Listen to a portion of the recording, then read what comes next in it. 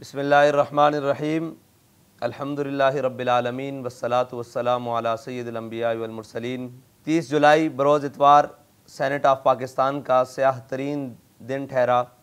جس میں اسلام پاکستان مخالف بل پیش کیا گیا۔ مفتیان کرام، قانونی ماہرین اور معاشرہ کے تمام شعبوں سے تعلق رکھنے والے اہل ایمان نے اس نام نہاد پرتشدد انتہا پسندی بل کو اسلام کی اساس پر شدید حملہ قرار دیا۔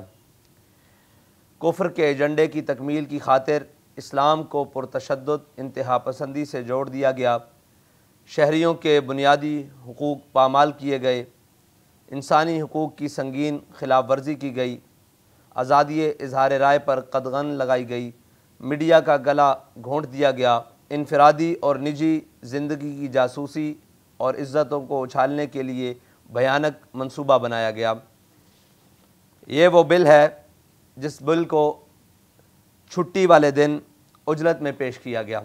جس میں حکومت نے اپنے اتحادیوں کو بھی اعتماد میں نہیں لیا، اور جب یہ مذموم بل پیش کیا گیا تو ارکان سینٹ بھی محو حیرت تھے کہ یہ شب خون کیسے مارا گیا۔ اس بل نے ہر پاکستانی کے دل کو چھلنی کر دیا، غریب عوام کے حقوق پر ڈاکہ ڈالا، میڈیا کی آزادی کو سلب کر لیا اور قادیانیوں کو مسلم قرار دینے کی کوشش کی گئی۔ وہ شہری جو اپنے حقوق کی آواز اٹھانا چاہتا ہے،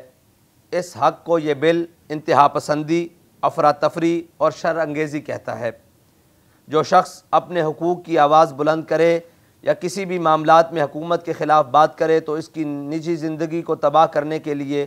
یا اس کی نجی زندگی کی جاسوسی کرنے کے لیے یہ بل ہر سرکاری ادارے اور ہر حکومت کو اجازت دیتا ہے۔ آئین پاکستان کے اندر لکھا ہوا ہے کہ پاکستان کے اندر کوئی قانون اسلام، قرآن و سنت کے منافی نہیں بنے گا۔ یہ بل اسلام کی ہر بات سے ٹکراتا ہے، اسلام کی ہر تشریع سے ٹکراتا ہے، اسلام کے ہر قانون اور احکامات کے متصادم ہے۔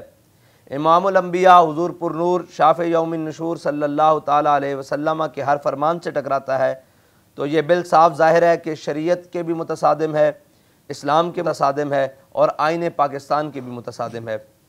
سب سے بڑھ کر بل کے مندرجات کے مطابق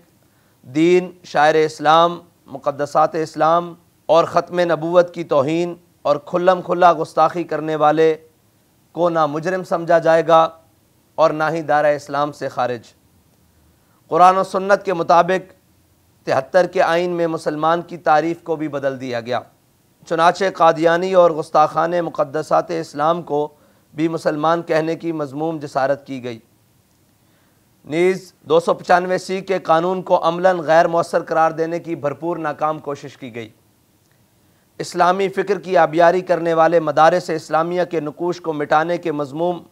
عزائم جیسے بدترین کفر کے ایجنڈے کو شامل کیا گیا۔ تحریک لبیک پاکستان اس اسلام مخالف بل کی شدید مذمت کرتی ہے اور کفر کے تمام منصوبوں کے خلاف ہمیشہ میدان عمل میں ہے،